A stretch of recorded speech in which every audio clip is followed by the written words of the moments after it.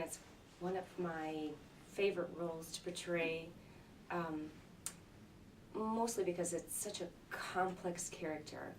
And I love that kind of challenge, making sure that every aspect of her being is portrayed correctly and with a lot of heartfelt understanding. The thing that's unusual about her is that she's 15. I think it takes some careful, dramatic planning to bring that across, to make sure that her youth is always apparent, making her slightly naive, even though I believe her to be a very intelligent young woman, but you know, in the confines of being a geisha, that kind of creates a slight sense of being naive.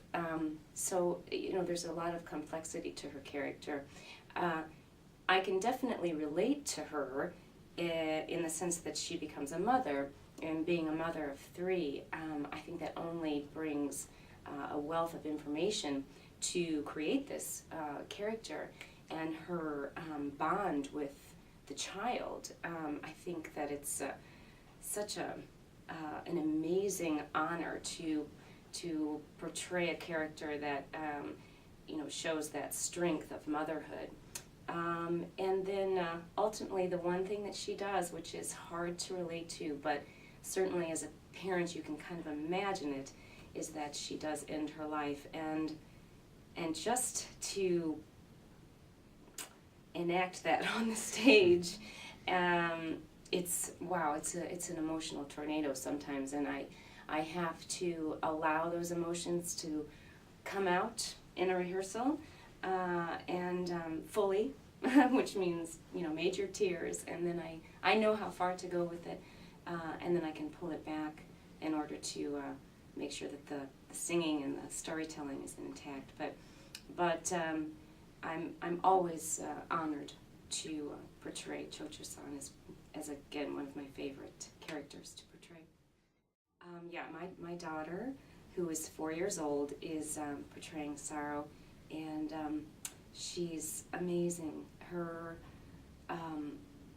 light and spirit, and she's so effervescent on stage. It's stunning, and I'm so honored to share the stage with her. That brings a heightened level to those emotions, and it only happens once in a lifetime when you're singing the role of Butterfly and your child is the right age to portray Sorrow. So I took advantage of that, and because she's kind of a stage creature, she loves being on stage and performing, and her piano lessons and her ballet lessons. I thought she would really enjoy this a lot. Singing Butterfly can be quite a challenge. I think a singer has to kind of monitor their rehearsal time and their health as they sing it.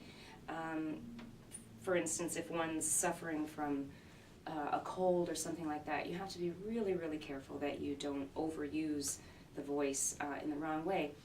With that being said, though, I definitely think if you have the right technique and you really understand your own voice very well, that you don't over sing it, that, you know, one can definitely, you know, do all the demands that the score asks for.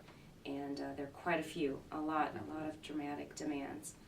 But you have to be realistic and take very good care of your voice, and you can get through the role just fine. I think one thing that's really special about this production is that it is rather stark in kind of a very beautiful way, and that enlightens a singer to their acting skills. First of all, not to overdo it, but to dig deep inside and really find the most honest and true dramatic detail as one's going through the role. I really appreciate that about this production. So that has really enlightened me quite a bit. You know, the other thing that's so different about this, again, is that I get to perform it with my daughter, so that has given me so much heightened dramatic sense to it, so much information, so much detail that I'm thrilled. I'm honored to, again, to portray Butterfly with her and with this beautiful production here in Madison.